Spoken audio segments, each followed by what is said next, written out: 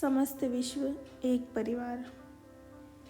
दो अकिंचन बालक वृंदावन में। स्टोरी को आगे बढ़ाते हुए, अनंतदा की शर्त से मुंह बंद किए जाने के कारण हम उस करुणामयी भद्र नारी से यह भी नहीं कह सकते थे कि हमारे धन्यवाद का दोहरा महत्व था। कम से कम हमारे हृदय की सच्चाई उन उद्गारों में स्पष्ट थी। हम उनके आशीर्वाद और आश्रम में पुनः आने के निमंत्रण के साथ वहाँ से चल पड़े।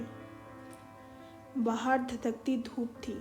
जितेंद्र और मैं आश्रम के फाटक के पास स्थित एक विशाल कदम्ब वृक्ष की छाया में जाकर खड़े हो गए। वहाँ पहुँचते ही जितेंद्र के मुंह से तीक्ष्ण शब्द बाण चलने लगे। वह फिर एक बार शंका व्यथित हो उठा।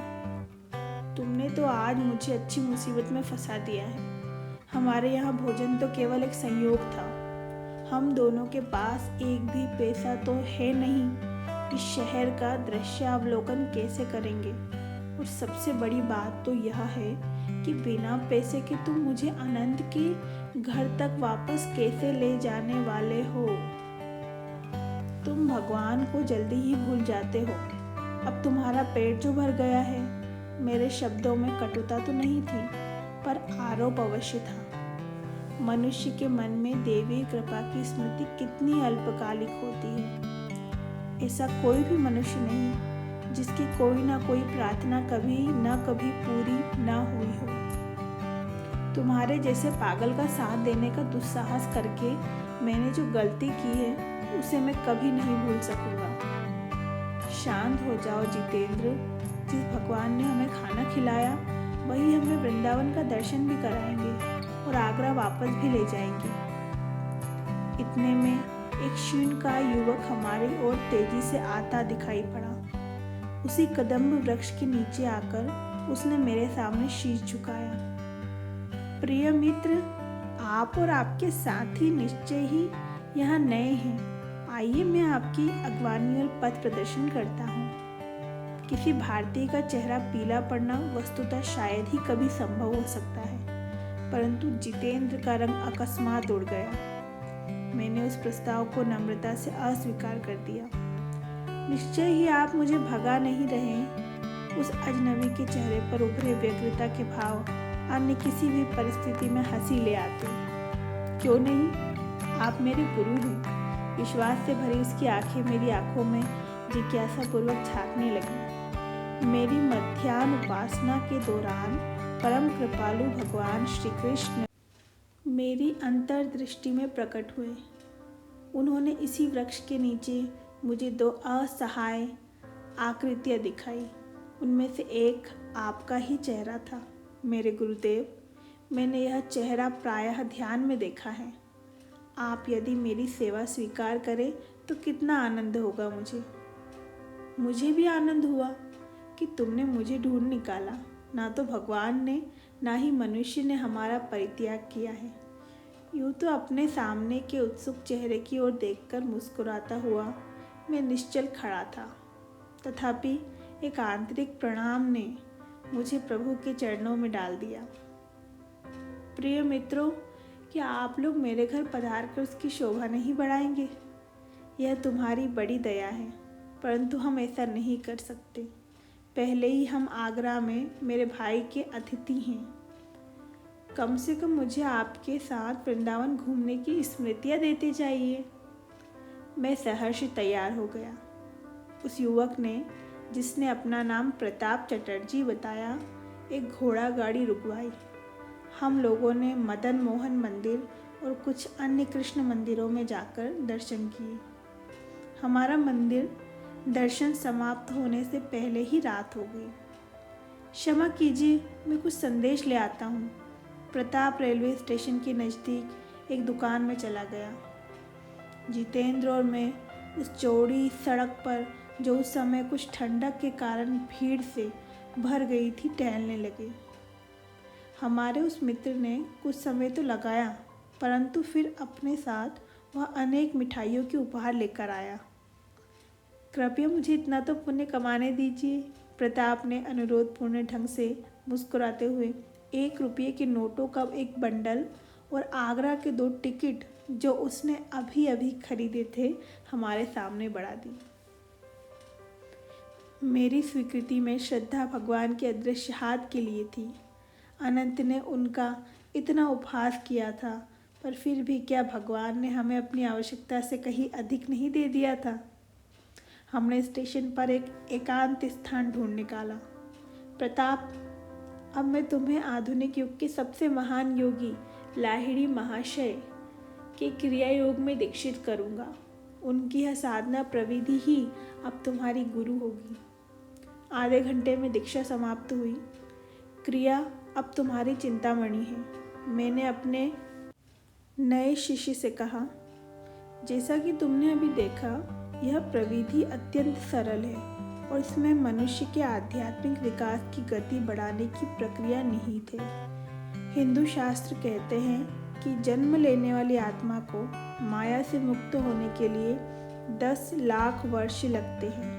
यह प्राकृतिक अवधि क्रिया योग के अभ्यास से बहुत घट जाती है। जैसे पौधे की विकास गति को उसकी प्राकृतिक गति से कहीं अधिक बढ़ाया जा सकता है, जैसा कि सर जगदीश चंद्र बोस ने प्रदर्शित कर दिया, वैसे ही मनुष्य के मनोवैज्ञानिक विकास की गति को भी वैज्ञानिक तरीके से बढ़ाया जा सकता है। निष्ठापूर्वक साधना करो, तुम समस्त गुरुओं के गुरु के पास पहुंच जाओगे।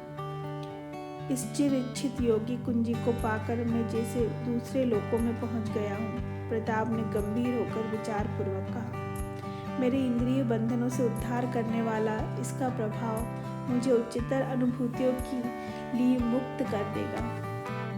अंतर्दृष्टि में आज भगवान श्री कृष्ण का दर्शन मेरे परम मंगल का ही द्योतक है। हम थोड़ी देर शांत बैठे रहे, फिर धीरे धीरे स्टेशन की ओर चलने लगे।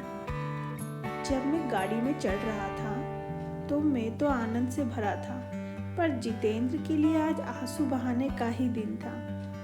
प्रताप से प्रेम पूर्ण विदा लेते समय मेरे दोनों ही साथियों की गले से दबी हुई सिसकियां निकल रही थी। इस यात्रा में जितेंद्र फिर एक बार गहरे दुख में डूबा हुआ था। इस बार अपनी खातिर नहीं, बल्कि अपने विरुद्ध। मेरा विश्वास कितना उथला है, मेरा हृदय पत्थर बना हुआ था। अब फिर कभी मैं भगवान के संरक्षण के प्रति संदेह नहीं करूँगा। मध्य रात्रि होने को थी। अकिंचन अवस्था में भेजे गए उन 2 बालकों ने अनंत के शयन कक्ष में प्रवेश किया। हाँ, वही मेरे अनंतदा, जैसा कि उन्होंने बातों बातों में यूं ही कह दिया था। उनका विस्मित चेहरा अब देखते ही बनता था।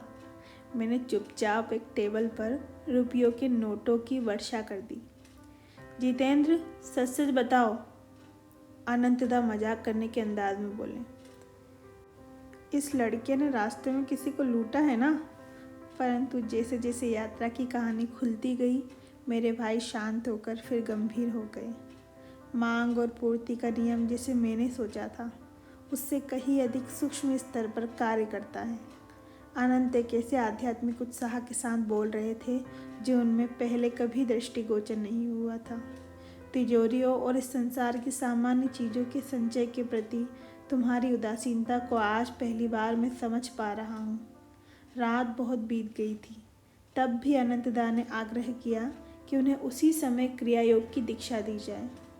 गुरु मुकुंद को एक ही रात में 2-2 अनचाहे शिष्यों की जिम्मेदारी अपने कंधों पर लेनी पड़ी।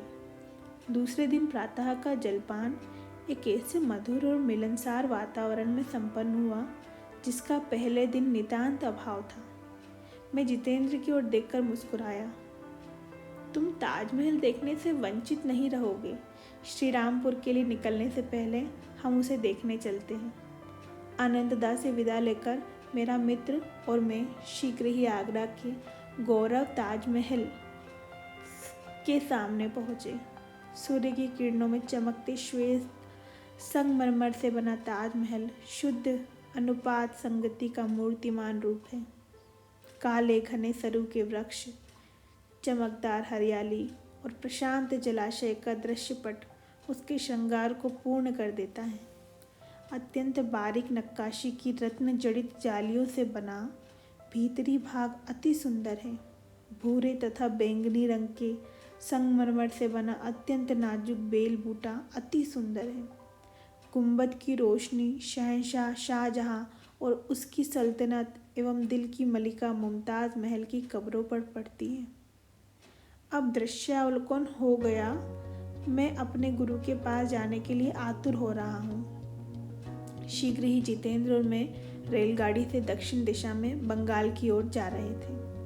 मुकुंद, मैंने कई महीनों से अपने परिवारजनों को नहीं देखा है।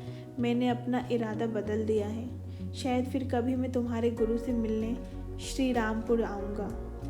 मेरे मित्र ने, जिसे सौम्य भाषा में अस्थिर चित्त कहा जा सकता है, कोलकाता में मेरा साथ छोड़ दिया।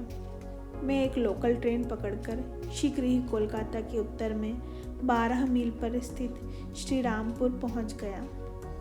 जैसे ही मुझे यह एहसास हुआ कि बनारस में गुरुदेव से मिले ठीक 28 दिन बीत गए थे, विस्मय से मेरा हृदय धड़कने लगा। तुम 4 सप्ताह में मेरे पास आ जाओगे। और आज मैं धड़कते हृदय से रायघाट लेने उनके आंगन में खड़ा था। आज पहली बार मैंने उस आश्रम में प्रवेश किया था जहां मैं अपने जीवन के अगले 10 वर्षों के सर्वोत्तम अंश भारत के ज्ञान अवतार के साथ बिताने वाला था।